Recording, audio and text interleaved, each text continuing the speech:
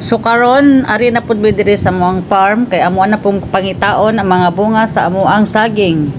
So mao dinhi ang amuang napalit nga farm, mga 2 years ago na gini siya. So amuan ni siyang gitamnan diri og mga lubi, mga saging, limonsito ug uban pang klase nga mga fruits.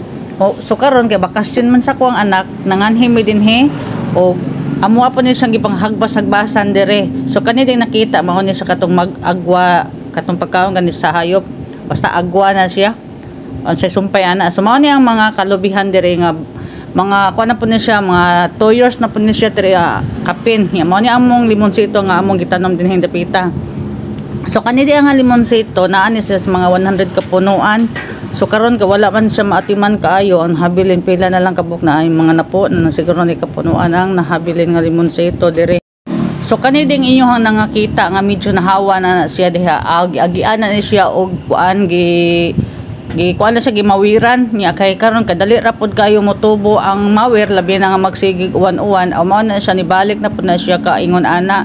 So after man gid unta naghuman untag mawir ana kay tag-as man kay mga kugon, amuan na pud sang isprayhan o katong spray nga para kuan jud siya para makuha gid iyang mapatay gid iyang tanang mga dahon or ang roots niya.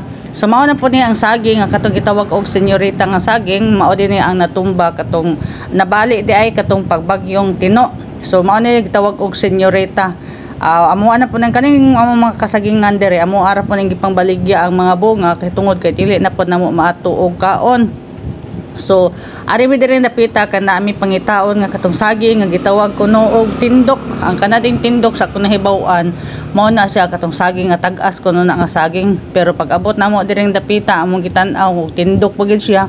Mura ba siya version ra pud siya sa kuan sa kanang saging nga gardaba kay dili man sa tag-as kay ang among nahibaw-an man gud kanang kurbada na siya nga pagkabunga. Ya kani kay lahi man ni siya. So mao na siya, mugbora na siya nga saging. Unya mao ni diri ang katong kalubian pod nga naurol pod na siya kay lahi ra gyud kayo kun naagi mag-atiman kay kuan man gud tagsara kay may mga hanhedin niya.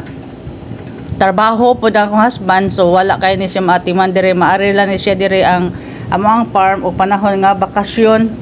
So mao ni siya ang kanang nakita nga medyo kinaunhan nga naay medyo nakita nga koral, mao na siya apil pa na dinhi. So kaning limonsito nagyelo na siya kay nagigapangan na siya og mga gapnod unsa na siya kanang mga kadaot sa limonsito. So karon mao ni siya ang kapayas. Ang kaning kapayas mao ni siya katong gitawag og lady papaya. Nindot ni nga klase nga variety nga pagkakapayas. So karon kay medyo na sa nalibon-libon na gid siya. So hawan-hawanan sa jutay ang punuan aw may kay nikuyog ako ang maysan nako. Ang ako ding maysan mao yang ako ang support karon sa ako ang pag-ari diri sa farm. Kay amo amang yung biyahe din higikan diri sa amo ang gipuy-an mo dagan pag ini sa almost 1 hour. Kung motor amo ang gamiton, ana-ana ra gid hapon ang kalayon amo ang pagdagan video layo gid diri. So mao ni ang mga kapayas nga ang uban ni survive, ang uban pod wala. So gitamnan din diri dapita og area kapayas ug iba. So kani siya kapayas gyapon na siya.